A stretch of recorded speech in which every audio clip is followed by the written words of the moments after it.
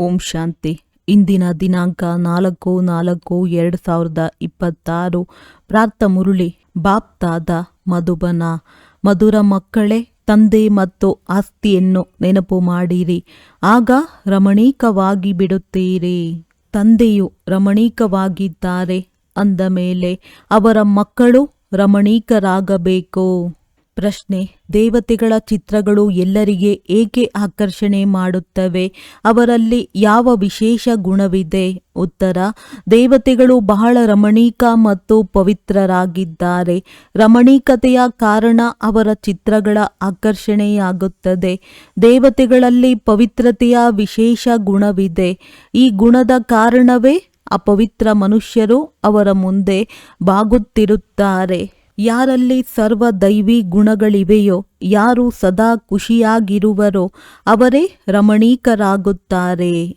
ಓಂ ಶಾಂತಿ. ಆತ್ಮಗಳು ಮತ್ತು ಪರಮಾತ್ಮನ ಮೇಳವು ಎಷ್ಟು ವಿಚಿತ್ರವಾಗಿದೆ. ಇಂತಹ ಬೇಹದ್ದಿನ ತಂದೆಗೆ ನೀವೆಲ್ಲರೂ ಮಕ್ಕಳಾಗಿದ್ದೀರಿ ಅಂದ ಮೇಲೆ ಮಕ್ಕಳು ಸಹ ಎಷ್ಟೊಂದು ರಮಣೀಕವಾಗಿರಬೇಕು. ದೇವತೆಗಳು ರಮಣೀಕರಾಗಿದ್ದಾರಲ್ಲವೇ? ಆದರೆ ರಾಜಧಾನಿಯು ಬಹಳ ದೊಡ್ಡದಾಗಿದೆ. ಎಲ್ಲರೂ ಒಂದೇ ಸಮನಾಗಿ ರಮಣೀಕರಾಗಲು ಸಾಧ್ಯವಿಲ್ಲ. ಆದರೂ ಸಹ ಕೆಲವು ಮಕ್ಕಳು ಬಹಳ ರಮಣೀಕರಾಗಿದ್ದಾರೆ. ಯಾರು ರಮಣೀಕರಾಗುತ್ತಾರೆ?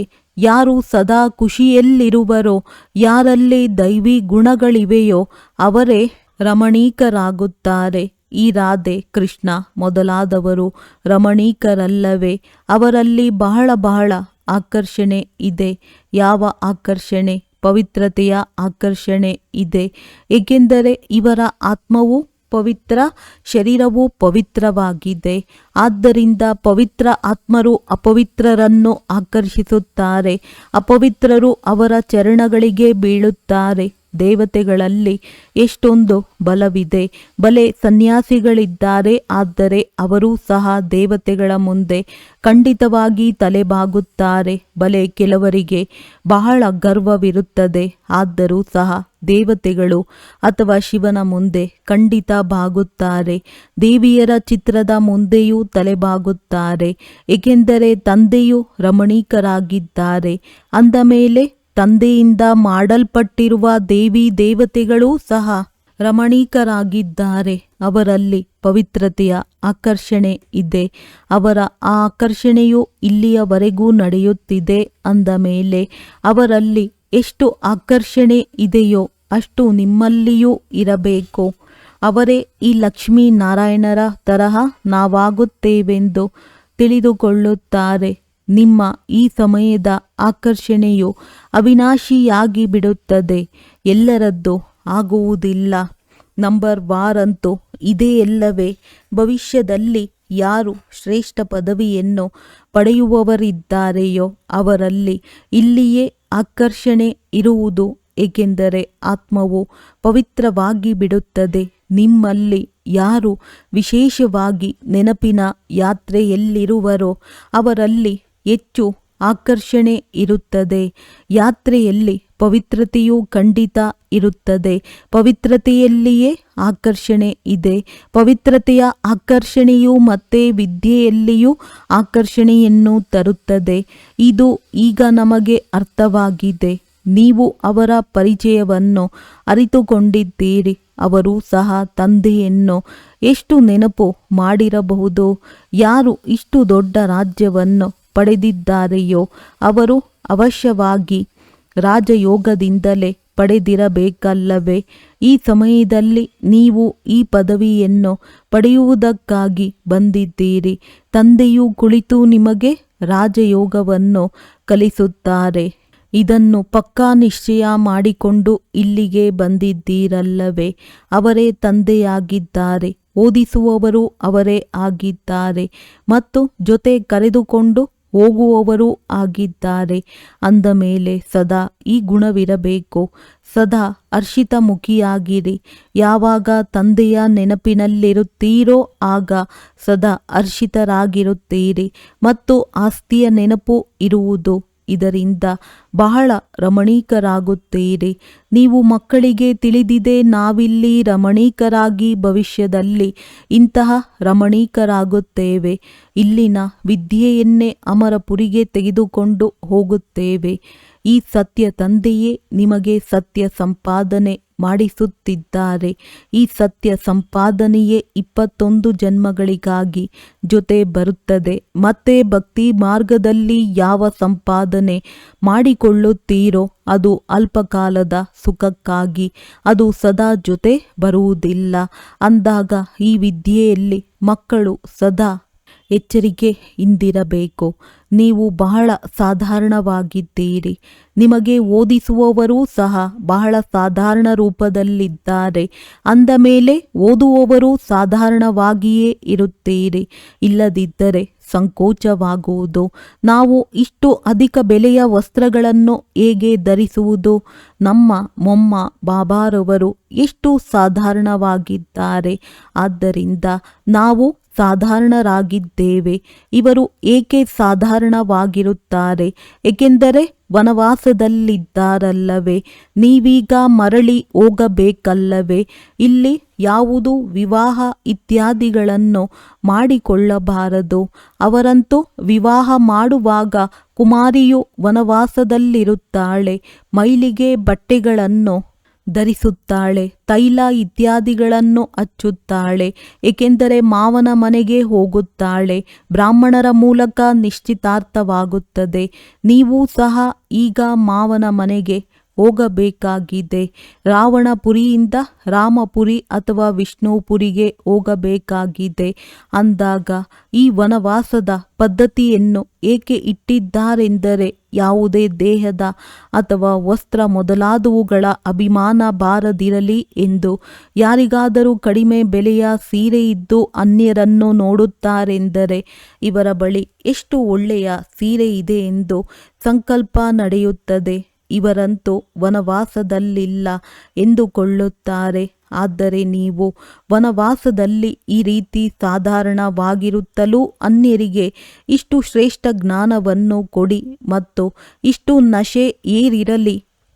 ಅದರಿಂದ ಅವರಿಗೆ ಬಾಣವು ನಾಟಬೇಕು. ಬಲೆ ಪಾತ್ರೆ ತೊಳೆಯುತ್ತಾ ಇರಿ ಅಥವಾ ಬಟ್ಟೆಗಳನ್ನು ಒಗೆಯುತ್ತಾ ಇರಿ. ಆದರೆ ಯಾರಾದರೂ ನಿಮ್ಮ ಸನ್ಮುಖದಲ್ಲಿ ಬಂದರೆ ನೀವು ಕೂಡಲೇ ಅವರಿಗೆ ತಂದೆಯ ನೆನಪು ತರಿಸಿ, ನಿಮಗೆ ಈ ನಶೆ ಏರಿರಲಿ ಮತ್ತು ಸಾಧಾರಣ ಉಡುಪಿನಲ್ಲಿದ್ದು ಕುಳಿತು ಯಾರಿಗಾದರೂ ಜ್ಞಾನವನ್ನು ತಿಳಿಸಿದ್ದೇ ಆದರೆ ಆಶ್ಚರ್ಯಚಕಿತರಾಗುತ್ತಾರೆ. ಇವರಲ್ಲಿ ಎಷ್ಟು ಶ್ರೇಷ್ಠ ಜ್ಞಾನವಿದೆ ಎಂದು. ಈ ಜ್ಞಾನವು ಗೀತೆಯದ್ದಾಗಿದೆ ಮತ್ತು ಭಗವಂತನೇ ಇದನ್ನು ತಿಳಿಸಿದ್ದಾರೆ. ರಾಜಯೋಗವು ಗೀತಾ ಜ್ಞಾನವೇ ಆಗಿದೆ. ಅಂದ ಮೇಲೆ ಇಷ್ಟು ನಶೆ ಇರುತ್ತದೆಯೇ? ಹೇಗೆ ತಂದೆಯು ತಮ್ಮ ಉದಾಹರಣೆಯನ್ನು ಕೊಡುತ್ತಾರೆ. ತಿಳಿದುಕೊಳ್ಳಿ, ಮಕ್ಕಳ ಜೊತೆ ನಾನು ಆಟವಾಡುತ್ತಿರುತ್ತೇನೆ. ಅಂತಹ ಸಮಯದಲ್ಲಿ ಯಾರಾದರೂ ಜಿಜ್ಞಾಸು ಎದುರಿಗೆ ಬಂದರೆ ಅವರಿಗೆ ತಕ್ಷಣ ತಂದೆಯ ಪರಿಚಯವನ್ನು ಕೊಡುತ್ತೇನೆ. ಯೋಗದ ಶಕ್ತಿ, ಯೋಗ ಶಕ್ತಿ ಇರುವ ಕಾರಣ ಅವರು ಅಲ್ಲಿಯೇ ನಿಂತು ಆಶ್ಚರ್ಯಚಕಿತರಾಗುತ್ತಾರೆ. ಇಂತಹ ಸಾಧಾರಣವಾಗಿರುವವರಾಗಿದ್ದಾರೆ. ಆದರೆ ಇವರಲ್ಲಿ ಇಷ್ಟೊಂದು ಶಕ್ತಿ ಇದೆಯಲ್ಲವೇ? ಆದರೂ ಸಹ ಅವರು ಏನು ಹೇಳಲು ಸಾಧ್ಯವಾಗುವುದಿಲ್ಲ. ಬಾಯಿಯಿಂದ ಯಾವುದೇ ಮಾತುಗಳು ಬರುವುದಿಲ್ಲ. ಹೇಗೆ ನೀವು ವಾಣಿಯಿಂದ ದೂರವಾಗುತ್ತೀರೋ ಹಾಗೆಯೇ ಅವರೂ ಸಹ ವಾಣಿಯಿಂದ ದೂರವಾಗುತ್ತಾರೆ. ಈ ನಶೆಯು ಸದಾ ಆಂತರ್ಯದಲ್ಲಿರಬೇಕಾಗಿದೆ. ಯಾವುದೇ ಸಹೋದರ ಅಥವಾ ಸಹೋದರಿಯು ಬಂದರೆ ಅವರನ್ನು ನಿಲ್ಲಿಸಿ ವಿಶ್ವದ ಮಾಲೀಕರಾಗುವ ಮತವನ್ನು ಕೊಡಬಹುದು. ಆಂತರ್ಯದಲ್ಲಿ ಇದೇ ನಶೆ ಇರಬೇಕು. ತಮ್ಮ ಲಗನ್ನಲ್ಲಿ ಮಗ್ನರಾಗಬೇಕಾಗಿದೆ. ತಂದೆಯು ಸದಾ ಹೇಳುತ್ತಾರೆ, ನಿಮ್ಮಲ್ಲಿ ಜ್ಞಾನವಂತೂ ಇದೆ, ಆದರೆ ಯೋಗದ ಅರಿತವಿಲ್ಲ. ಪವಿತ್ರತೆ ಮತ್ತು ನೆನಪಿನಲ್ಲಿ ಇರುವುದರಿಂದಲೇ ಜ್ಞಾನದ ಅರಿತ ಬರುತ್ತದೆ. ನೆನಪಿನ ಯಾತ್ರೆಯಿಂದ ನೀವು ಪವಿತ್ರರಾಗುತ್ತೀರಿ. ಶಕ್ತಿಯೂ ಸಹ ಸಿಗುತ್ತದೆ. ಜ್ಞಾನವಂತೂ ದನದ ಮಾತಾಗಿದೆ. ಹೇಗೆ ಶಾಲೆಯಲ್ಲಿ MA BA ಇತ್ಯಾದಿಗಳನ್ನು ಮಾಡಿದ ನಂತರ ಹಣ ಸಿಗುತ್ತದೆ, ಇಲ್ಲಿ ಬೇರೆ ಮಾತಾಗಿದೆ. ಇಲ್ಲಂತೂ ಬೇರೆ ಮಾತಾಗಿದೆ. ಭಾರತದ ಪ್ರಾಚೀನ ಯೋಗವು ಬಹಳ ಪ್ರಸಿದ್ಧವಾಗಿದೆ. ಇದೇ ನೆನಪಾಗಿದೆ. ತಂದೆಯು ಸರ್ವಶಕ್ತಿವಂತನಾಗಿರುವ ಕಾರಣ ಮಕ್ಕಳಿಗೆ ತಂದೆಯಿಂದ ಶಕ್ತಿ ಸಿಗುತ್ತದೆ. ಮಕ್ಕಳಿಗೆ ಆಂತರ್ಯದಲ್ಲಿರಬೇಕಾಗಿದೆ. ನಾವು ಮಕ್ಕಳು ತಂದೆಯ ಸಂತಾನರಾಗಿದ್ದೇವೆ, ಆದರೆ ತಂದೆಯಷ್ಟು ಪವಿತ್ರರಾಗಿಲ್ಲ. ಈಗ ಆಗಬೇಕಾಗಿದೆ. ಯೋಗದಿಂದ ನೀವು ಪವಿತ್ರರಾಗುತ್ತೀರಿ. ಯಾರು ಅನನ್ಯ ಮಕ್ಕಳು ಇರುತ್ತಾರೆಯೋ ಅವರು ನಿತ್ಯವೂ ಇದೇ ಚಿಂತನೆಯನ್ನು ಮಾಡುತ್ತಿರುತ್ತಾರೆ. ಯಾರಾದರೂ ಬಂದರೆ ಅವರಿಗೆ ನಾವು ದಾರಿ ತೋರಿಸೋಣವೆಂಬ ದಯೆ ಬರಬೇಕು. ಪಾಪ ಜ್ಞಾನವಿಲ್ಲದೆ ಕುರುಡರಾಗಿದ್ದಾರೆ ಎಂದು ಕುರುಡರಿಗೆ ಊರುಗೋಲನ್ನು ಕೊಟ್ಟು ನಡೆಸುತ್ತಾರಲ್ಲವೇ? ಇವರೆಲ್ಲರೂ ಕುರುಡರಾಗಿದ್ದಾರೆ, ಏಕೆಂದರೆ ಜ್ಞಾನದ ಚಕ್ಷುವಿಲ್ಲ. ಈಗ ನಿಮಗೆ ಜ್ಞಾನದ ಮೂರನೆಯ ನೇತ್ರವು ಸಿಕ್ಕಿದೆ. ನೀವು ಎಲ್ಲವನ್ನು ತಿಳಿದುಕೊಂಡಿದ್ದೀರಿ. ಇಡೀ ಸೃಷ್ಟಿಯ ಆದಿ ಮಧ್ಯ ಅಂತ್ಯವನ್ನೂ ಸಹ ನಾವೀಗ ತಿಳಿದುಕೊಂಡಿದ್ದೇವೆ. ಇವೆಲ್ಲವೂ ಭಕ್ತಿ ಮಾರ್ಗದ ಮಾತುಗಳಾಗಿವೆ. ನೀವು ಮೊದಲೇ ತಿಳಿದುಕೊಂಡಿದ್ದೀರಿ. ಕೆಟ್ಟದನ್ನು ಕೇಳಬಾರದು, ಕೆಟ್ಟದನ್ನು ನೋಡಬಾರದು. ಈ ಚಿತ್ರಗಳನ್ನು ಏಕೆ ಮಾಡಿದ್ದಾರೆ? ಪ್ರಪಂಚದಲ್ಲಿ ಯಾರೂ ಇದರ ಅರ್ಥವನ್ನು ತಿಳಿದುಕೊಂಡಿಲ್ಲ. ಆದರೆ ಇದನ್ನು ನೀವು ತಿಳಿದುಕೊಂಡಿದ್ದೀರಿ. ತಂದೆಯು ಹೇಗೆ ಜ್ಞಾನಸಾಗರನಾಗಿದ್ದಾರೆಯೋ ಅದೇ ರೀತಿ ನೀವೂ ಸಹ ನಂಬರ್ ವಾರ್ ಪುರುಷಾರ್ಥದನುಸಾರ ಜ್ಞಾನಸಾಗರರಾಗುತ್ತಿದ್ದೀರಿ. ಕೆಲವರಿಗೆ ತುಂಬ ನಶೆ ಏರಿರುತ್ತದೆ. ವಾವ್, ಬಾಬನಿಂದ ಪೂರ್ಣ ಆಸ್ತಿಯನ್ನು ತೆಗೆದುಕೊಳ್ಳದೆ ಬಾಬನ ಮಗುವಾಗಿ ಏನು ಮಾಡಿದೆ? ಪ್ರತಿದಿನ ರಾತ್ರಿಯಲ್ಲಿ ತಮ್ಮ ಲೆಕ್ಕಪತ್ರವನ್ನು ನೋಡಿಕೊಳ್ಳಬೇಕು. ಬಾಬಾ ವ್ಯಾಪಾರಿಯಾಗಿದ್ದಾರೆ. ವ್ಯಾಪಾರಿಗಳಿಗೆ ತಮ್ಮ ಲೆಕ್ಕಪತ್ರವನ್ನು ನೋಡುವುದು ಸಹಜವಾಗಿರುತ್ತದೆ. ಸರ್ಕಾರಿ ನೌಕರರಿಗೆ ಲೆಕ್ಕಪತ್ರವನ್ನು ತೆಗೆಯಲು ಬರುವುದಿಲ್ಲ. ಅವರು ಸೌದಾಗರರೂ ಆಗಿರುವುದಿಲ್ಲ. ವ್ಯಾಪಾರಿಗಳು ಚೆನ್ನಾಗಿ ಅರ್ಥ ಮಾಡಿಕೊಳ್ಳುತ್ತಾರೆ. ನೀವು ವ್ಯಾಪಾರಿಗಳಾಗಿದ್ದೀರಿ. ನೀವು ನಿಮ್ಮ ಲಾಭ ನಷ್ಟವನ್ನು ತಿಳಿದುಕೊಂಡಿದ್ದೀರಿ. ಪ್ರತಿದಿನ ತಮ್ಮ ಅನುಕೂಲದಂತೆ ಖಾತೆಯನ್ನು ನೋಡಿಕೊಳ್ಳಿ. ಲಾಭವಾಗಿದೆಯೋ ಅಥವಾ ನಷ್ಟವಾಗಿದೆಯೋ? ನೀವಂತೂ ಸೌದಾಗರರಲ್ಲವೇ? ಗಾಯನವಿದೆಯಲ್ಲವೇ? ತಂದೆಯು ಸೌದಾಗರ್ ರತ್ನಾಗರ್ ಆಗಿದ್ದಾರೆ. ಅವಿನಾಶಿ ಜ್ಞಾನ ರತ್ನಗಳ ವ್ಯಾಪಾರವನ್ನು ಮಾಡುತ್ತಾರೆ ಎಂಬುದನ್ನು ಸಹ ನಂಬರ್ ವಾರ್ ಪುರುಷಾರ್ಥದನುಸಾರ ತಿಳಿದುಕೊಂಡಿದ್ದೀರಿ. ಎಲ್ಲರೂ ತೀಕ್ಷ್ಣ ಬುದ್ಧಿಯವರಾಗಿರುವುದಿಲ್ಲ. ಒಂದು ಕಿವಿಯಿಂದ ಕೇಳಿ ಇನ್ನೊಂದು ಕಿವಿಯಿಂದ ಹೊರಟು ಹೋಗುತ್ತದೆ. ಚೀಲದಲ್ಲಿ ರಂಧ್ರವಿದ್ದರೆ ಅದರಿಂದ ಸೋರಿ ಹೋಗುತ್ತದೆ. ಜೋಳಿಗೆ ತುಂಬುವುದಿಲ್ಲ. ತಂದೆಯು ತಿಳಿಸುತ್ತಾರೆ, ಧನದಾನ ಮಾಡುವುದರಿಂದ ಧನ ಖಾಲಿಯಾಗುವುದಿಲ್ಲ. ಅವಿನಾಶಿ ಜ್ಞಾನ ರತ್ನವಲ್ಲವೇ? ತಂದೆಯು ರೂಪ ಬಸಂತರಾಗಿದ್ದಾರೆ. ಆತ್ಮವೇನೋ ಹೌದು, ಅವರಲ್ಲಿ ಜ್ಞಾನವಿದೆ. ನೀವು ಮಕ್ಕಳೂ ಸಹ ರೂಪ ಬಸಂತರಾಗಿದ್ದೀರಿ. ಆತ್ಮದಲ್ಲಿ ಜ್ಞಾನವು ತುಂಬುತ್ತಾ ಇರುತ್ತದೆ. ಅವರಿಗೆ ರೂಪವಿದೆ. ಬಲೆ ಆತ್ಮವು ಚಿಕ್ಕದಾಗಿದೆ. ರೂಪವಂತೂ ಇದೆಯಲ್ಲವೇ? ಅವರನ್ನು ತಿಳಿದುಕೊಳ್ಳಬಹುದು. ಪರಮಾತ್ಮನನ್ನು ತಿಳಿದುಕೊಳ್ಳಬಹುದು. ಸೋಮನಾಥನ ಭಕ್ತಿ ಮಾಡುವವರು ಇಷ್ಟು ಚಿಕ್ಕ ಬಿಂದುವಿಗೆ ಹೇಗೆ ಪೂಜೆ ಮಾಡುವುದು? ಪೂಜೆ ಮಾಡಲು ಎಷ್ಟೊಂದು ಲಿಂಗಗಳನ್ನು ಮಾಡುತ್ತಾರೆ. ಶಿವ ತಂದೆಯನ್ನು ದೊಡ್ಡದಾಗಿ ಮಾಡುತ್ತಾರೆ. ಇರುವುದೇನು ಚಿಕ್ಕ ರೂಪವಾಗಿದೆ. ಆದರೆ ಅವರ ಸ್ಥಾನವಂತೂ ಬಹಳ ಶ್ರೇಷ್ಠವಲ್ಲವೇ? ಈ ಜಪ ತಪಗಳಿಂದ ಯಾವುದೇ ಲಾಭವಾಗುವುದಿಲ್ಲವೆಂದು ತಂದೆಯು ಕಲ್ಪದ ಹಿಂದೆ ತಿಳಿಸಿದ್ದರು. ಎಲ್ಲವನ್ನು ಮಾಡುತ್ತಾ ಕೆಳಗಿಳಿಯುತ್ತಾ ಹೋಗುತ್ತಾರೆ. ಏಣಿಯನ್ನು ಇಳಿಯುತ್ತಲೇ ಹೋಗುತ್ತಾರೆ. ನಿಮ್ಮದಂತೂ ಈಗ ಏರುವ ಕಲೆಯಾಗಿದೆ. ನೀವಂತೂ ಬ್ರಾಹ್ಮಣರು ಮೊದಲನೇ ನಂಬರಿನ ಜಿನ್ಸ್ ಆಗಿದ್ದೀರಿ. ಜಿನ್ನ ಒಂದು ಕತೆ ಇದೆಯಲ್ಲವೇ? ನನಗೆ ಕೆಲಸ ಕೊಡಿ, ಇಲ್ಲದಿದ್ದರೆ ನಿಮ್ಮನ್ನು ತಿಂದು ಬಿಡುತ್ತೇನೆ ಎಂದು ಹೇಳಿದ್ದನು. ಆದ್ದರಿಂದ ಏಣಿಯನ್ನು ಹತ್ತುವುದು ಇಳಿಯುವ ಕೆಲಸ ಕೊಟ್ಟರು. ಆದ್ದರಿಂದ ಅವನಿಗೆ ಕೆಲಸ ಸಿಕ್ಕಿತು. ಈ ಬೇಹದ್ದಿನ ಏಣಿಯನ್ನು ನೀವೇ ಇಳಿಯುತ್ತೀರಿ ಮತ್ತು ನೀವೇ ಹತ್ತುತ್ತೀರಿ ಎಂದು ತಂದೆಯು ತಿಳಿಸಿದ್ದಾರೆ. ನೀವೇ ಪೂರ್ಣ ಏಣಿಯನ್ನು ಇಳಿಯುತ್ತೀರಿ ಮತ್ತು ಹತ್ತುತ್ತೀರಿ. ನೀವೇ ಜಿನ್ ಆಗಿದ್ದೀರಿ. ಬೇರೆ ಯಾರೂ ಸಹ ಏಣಿಯನ್ನು ಪೂರ್ಣ ಹತ್ತುವುದಿಲ್ಲ. ಏಣಿಯ ಪೂರ್ಣ ಜ್ಞಾನವನ್ನು ಪಡೆಯುವುದರಿಂದ ನೀವು ಶ್ರೇಷ್ಠ ಪದವಿಯನ್ನು ಪಡೆಯುತ್ತೀರಿ, ಮತ್ತೆ ಇಳಿಯುತ್ತೀರಿ, ಹತ್ತುತ್ತೀರಿ. ತಂದೆಯು ತಿಳಿಸುತ್ತಾರೆ, ನಾನು ನಿಮ್ಮ ತಂದೆಯಾಗಿದ್ದೇನೆ. ನನ್ನನ್ನು ನೀವು ಪತಿತ ಪಾವನನೆಂದು ಕರೆಯುತ್ತೀರಲ್ಲವೇ? ನಾನು ಸರ್ವಶಕ್ತಿವಂತನಾಗಿದ್ದೇನೆ, ಏಕೆಂದರೆ ನಾನಾತ್ಮ ಸದಾ 100% ಪವಿತ್ರನಾಗಿದ್ದೇನೆ. ನಾನು ಬಿಂದು ರೂಪ ಅಥಾರಿಟಿಯಾಗಿದ್ದೇನೆ. ಎಲ್ಲ ಶಾಸ್ತ್ರಗಳ ರಹಸ್ಯವನ್ನು ತಿಳಿದುಕೊಂಡಿದ್ದೇನೆ. ಇದು ಎಷ್ಟು ಆಶ್ಚರ್ಯವಾಗಿದೆ ಅಲ್ಲವೇ? ಇವೆಲ್ಲವೂ ಬಹಳ ಆಶ್ಚರ್ಯಕರವಾದ ಜ್ಞಾನವಾಗಿದೆ. ಈ ರೀತಿ ಎಂದು ಕೇಳಿರುವುದಿಲ್ಲ. ಆತ್ಮದಲ್ಲಿಯೇ 84 ಜನ್ಮಗಳ ಪಾತ್ರವು ಅಡಕವಾಗಿದೆ.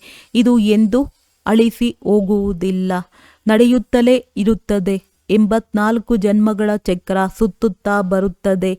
84 ಜನ್ಮಗಳ ರೆಕಾರ್ಡ್ ಇದರಲ್ಲಿ ತುಂಬಿದೆ. ಇಷ್ಟು ಚಿಕ್ಕ ಆತ್ಮದಲ್ಲಿ ಎಷ್ಟೊಂದು ಜ್ಞಾನವಿದೆ. ತಂದೆಯಲ್ಲಿಯೂ ಸಹ ಇದೆ ಅಂದಾಗ ನೀವು ಮಕ್ಕಳಲ್ಲಿಯೂ ಇದೆ. ಎಷ್ಟೊಂದು ಪಾತ್ರವನ್ನು ಅಭಿನಯಿಸುತ್ತಾರೆ. ಆದರೆ ಈ ಪಾತ್ರವು ಎಂದೂ ಅಳಿಸಿ ಹೋಗುವುದಿಲ್ಲ. ಆತ್ಮವನ್ನು ಈ ಕಣ್ಣುಗಳಿಂದ ನೋಡಲು ಸಾಧ್ಯವಿಲ್ಲ. ಆತ್ಮವಂತೂ ಬಿಂದುವೇ ಆಗಿದೆ ಅಂದಾಗ ತಂದೆಯೂ ಸಹ ಹೇಳುತ್ತಾರೆ, ನಾನೂ ಸಹ ಬಿಂದುವಾಗಿದ್ದೇನೆ. ಇದನ್ನು ನೀವು ಮಕ್ಕಳು ಈಗ ತಿಳಿದುಕೊಂಡಿದ್ದೀರಿ. ನೀವು ಬೇಹದ್ದಿನ ತ್ಯಾಗಿ ಮತ್ತು ರಾಜ ಋಷಿಗಳಾಗಿದ್ದೀರಿ ಅಂದಾಗ ಎಷ್ಟೊಂದು ನಶೆ ಏರಿರಬೇಕಲ್ಲವೇ? ರಾಜ ಋಷಿಗಳು ಸಂಪೂರ್ಣ ಪವಿತ್ರರಾಗಿರುತ್ತಾರೆ. ರಾಜ ಋಷಿಗಳೆಂದರೆ ಸೂರ್ಯವಂಶಿ, ಚಂದ್ರವಂಶಿಗಳಾಗಿದ್ದಾರೆ. ಯಾರು ಇಲ್ಲಿ ರಾಜ್ಯ ಭಾಗ್ಯವನ್ನು ಪ್ರಾಪ್ತಿ ಮಾಡಿಕೊಂಡಿದ್ದಾರೆ, ಹೇಗೆ ನೀವು ಸಹ ಈಗ ಪ್ರಾಪ್ತಿ ಮಾಡಿಕೊಳ್ಳುತ್ತಿದ್ದೀರಿ, ಇದನ್ನು ಮಕ್ಕಳು ತಿಳಿದುಕೊಳ್ಳುತ್ತೀರಿ. ನಾವು ಹಿಂತಿರುಗಿ ಹೋಗುತ್ತೇವೆ, ಅಂಬಿಗನ ದೋಣಿಯಲ್ಲಿ ಕುಳಿತಿದ್ದೇವೆ ಮತ್ತು ಇದು ಪುರುಷೋತ್ತಮ ಸಂಗಮ ಯುಗವಾಗಿದೆ ಎಂದು ತಿಳಿದುಕೊಂಡಿದ್ದೀರಿ. ಅವಶ್ಯವಾಗಿ ಹೋಗಬೇಕಾಗಿದೆ. ಹಳೆಯ ಶಾಂತಿಧಾಮದ ಮೂಲಕ ಹಳೆಯ ಪ್ರಪಂಚದಿಂದ ಹೊಸ ಪ್ರಪಂಚಕ್ಕೆ ಹೋಗಬೇಕಾಗಿದೆ. ಯಾವಾಗಲೂ ಸಹ ಇದು ಮಕ್ಕಳ ಬುದ್ಧಿಯಲ್ಲಿ ಇರಬೇಕಾಗಿದೆ. ಸತ್ಯಯುಗದಲ್ಲಿ ನಾವು ಇದ್ದಾಗ ಯಾವುದೇ ಬೇರೆ ಖಂಡವಿರಲಿಲ್ಲ, ನಮ್ಮದೇ ರಾಜ್ಯವಿತ್ತು. ಪುನಃ ಈಗ ಯೋಗ ಬಲದಿಂದ ನಮ್ಮ ರಾಜ್ಯ ಭಾಗ್ಯವನ್ನು ಪಡೆಯುತ್ತಿದ್ದೇವೆ. ಏಕೆಂದರೆ ನಿಮಗೆ ತಿಳಿಸಲಾಗಿದೆ, ಯೋಗ ಬಲದಿಂದಲೇ ವಿಶ್ವದ ರಾಜ್ಯ ಭಾಗ್ಯವನ್ನು ಪಡೆಯಲು ಸಾಧ್ಯ, ಬಾಹುಬಲದಿಂದ ಪಡೆಯಲು ಸಾಧ್ಯವಿಲ್ಲ. ಇದು ಬೇಹದ್ದಿನ ನಾಟಕವಾಗಿದೆ. ಆಟವು ಮಾಡಲ್ಪಟ್ಟಿರುವುದಾಗಿದೆ. ಈ ಆಟದ ಜ್ಞಾನವನ್ನು ತಂದೆಯೇ ಕೊಡುತ್ತಾರೆ. ಪ್ರಾರಂಭದಿಂದ ಹಿಡಿದು ಇಡೀ ಪ್ರಪಂಚದ ಇತಿಹಾಸ, ಭೂಗೋಳವನ್ನು ತಿಳಿಸುತ್ತಾರೆ. ನೀವು ಸೂಕ್ಷ್ಮವತನ, ಮೂಲವತನದ ಬಗ್ಗೆ ಚೆನ್ನಾಗಿ ತಿಳಿದುಕೊಂಡಿದ್ದೀರಿ. ಸ್ಥೂಲ ವತನದಲ್ಲಿ ಇವರ ರಾಜ್ಯವಿತ್ತು, ಅರ್ಥಾತ್ ನಮ್ಮ ರಾಜ್ಯವಿತ್ತು. ಹೇಗೆ ನೀವು ಏಣಿಯನ್ನು ಇಳಿಯುತ್ತೀರೋ ಅದು ಸಹ ನೆನಪಿಗೆ ಬಂದಿದೆ. ಏಣಿಯನ್ನು ಏರುವುದು, ಇಳಿಯುವ ಆಟವು ಮಕ್ಕಳ ಬುದ್ಧಿಯಲ್ಲಿ ಕುಳಿತಿದೆ. ಈ ಪ್ರಪಂಚದ ಇತಿಹಾಸ, ಭೂಗೋಳವು ಹೇಗೆ ಪುನರಾವರ್ತನೆಯಾಗುವುದು ಎಂಬುದು ಬುದ್ಧಿಯಲ್ಲಿದೆ. ಇದರಲ್ಲಿ ನಮ್ಮದ್ದು ಹೀರೋ ಹೀರೋಯಿನ್ನ ಪಾತ್ರವಿದೆ. ನಾವೇ ಸೋಲನ್ನು ಅನುಭವಿಸುತ್ತೇವೆ ಮತ್ತು ನಾವೇ ಗೆಲುವನ್ನು ಪಡೆಯುತ್ತೇವೆ. ಆದ್ದರಿಂದ ಹೀರೋ ಹೀರೋಯಿನ್ ಎಂದು ಹೆಸರನ್ನಿಡಲಾಗಿದೆ. ಒಳ್ಳೆಯದು. ಮಧುರಾತಿ ಮಧುರ. ಅಗಲಿ ಹೋಗಿ ಮರಳಿ ಸಿಕ್ಕಿರುವ ಮಕ್ಕಳ ಪ್ರತಿ ಮಾತ್ಪಿತಾ ಬಾಪ್ ದಾದಾರವರ ನೆನಪು, ಪ್ರೀತಿ ಹಾಗೂ ಸುಪ್ರಭಾತ. ಆತ್ಮಿಕ ಮಕ್ಕಳಿಗೆ ಆತ್ಮಿಕ ತಂದೆಯ ನಮಸ್ತೆ. ಧಾರಣೆಗಾಗಿ ಮುಖ್ಯ ಸಾರ. ಈಗ ನಾವು ವನವಾಸದಲ್ಲಿದ್ದೇವೆ. ಆದುದರಿಂದ ಬಹಳ ಸಾಧಾರಣವಾಗಿರಬೇಕಾಗಿದೆ. ದೇಹದ ಅಥವಾ ಯಾವುದೇ ವಸ್ತ್ರಗಳ ಅಭಿಮಾನವಿರಬಾರದು. ಯಾವುದೇ ಕಾರ್ಯವನ್ನು ಮಾಡುತ್ತಾ ತಂದೆಯ ನೆನಪಿನಲ್ಲಿದ್ದು ನಶೆ ಏರಿಸಿಕೊಳ್ಳಬೇಕಾಗಿದೆ. ನಾವು ಬೇಅದ್ದಿನ ತ್ಯಾಗಿ ಮತ್ತು ರಾಜ ಋಷಿಯಾಗಿದ್ದೇವೆ. ಇದೇ ನಶೆಯಲ್ಲಿದ್ದು ಪವಿತ್ರರಾಗಬೇಕಾಗಿದೆ. ಜ್ಞಾನಧನದಿಂದ ಸಂಪನ್ನರಾಗಿ ದಾನ ಮಾಡಬೇಕಾಗಿದೆ. ಸತ್ಯ ಸೌದಾಗರರಾಗಿ ತಮ್ಮ ಲೆಕ್ಕಪತ್ರವನ್ನು ಇಡಬೇಕಾಗಿದೆ. ವರದಾನ: ಸ್ವಯಂವನ್ನು ಸೇವಾದಾರಿ ಎಂದು ತಿಳಿದುಕೊಂಡು ಬಾಗುವ ಹಾಗೂ ಸರ್ವರನ್ನು ಬಾಗಿಸುವಂತಹ ನಿಮಿತ್ತ ಹಾಗೂ ನಂಬರ ಚಿತ್ತಭವ. ಯಾರು ತನ್ನ ಪ್ರತಿ ಸಂಕಲ್ಪ ಅಥವಾ ಪ್ರತಿ ಕರ್ಮವನ್ನು ತಂದೆಯ ಮುಂದೆ ಅರ್ಪಣೆ ಮಾಡಿಬಿಡುತ್ತಾರೆ ಅವರಿಗೆ ನಿಮಿತ್ತ ಎಂದು ಹೇಳಲಾಗುತ್ತದೆ. ನಿಮಿತ್ತರಾಗುವುದು ಅಂದರೆ ಅರ್ಪಣೆಯಾಗುವುದು. ಹಾಗೂ ಯಾರು ಬಾಗುತ್ತಾರೆಯೋ ಅವರು ನಮ್ರಚಿತ್ತರು. ಸಂಸ್ಕಾರಗಳಲ್ಲಿ ಸಂಕಲ್ಪಗಳಲ್ಲಿ ಎಷ್ಟು ಬಾಗುತ್ತಾರೆಯೋ ಅಷ್ಟು ತಮ್ಮ ಮುಂದೆ ವಿಶ್ವವು ಬಾಗುವುದು ಅಂದರೆ ಭಾಗಿಸುವುದಾಗಿದೆ. ಎಂದಿಗೂ ಸಹ ಅನ್ಯರು ನಮ್ಮ ಮುಂದೆ ಸ್ವಲ್ಪವಾದರೂ ಬಾಗಲಿ ಎಂಬ ಸಂಕಲ್ಪವೂ ಇರಬಾರದು. ಯಾರು ಸತ್ಯ ಸೇವಾದಾರಿ ಆಗಿರುತ್ತಾರೆಯೋ ಅವರು ಸದಾ ಬಾಗುತ್ತಾರೆ. ಎಂದಿಗೂ ಸಹ ತನ್ನ ಆವೇಶವನ್ನು ತೋರಿಸುವುದಿಲ್ಲ. ಈಗ ಸಮಸ್ಯಾ ಸ್ವರೂಪರಲ್ಲ, ಸಮಾಧಾನ ಸ್ವರೂಪರಾಗಿರಿ. ಅವ್ಯಕ್ತ ಸೂಚನೆ: ಮಹಾನರಾಗಲು ಮಧುರತೆ ಮತ್ತು ನಮ್ರತೆಯ ಗುಣ ಧಾರಣೆ ಮಾಡಿ.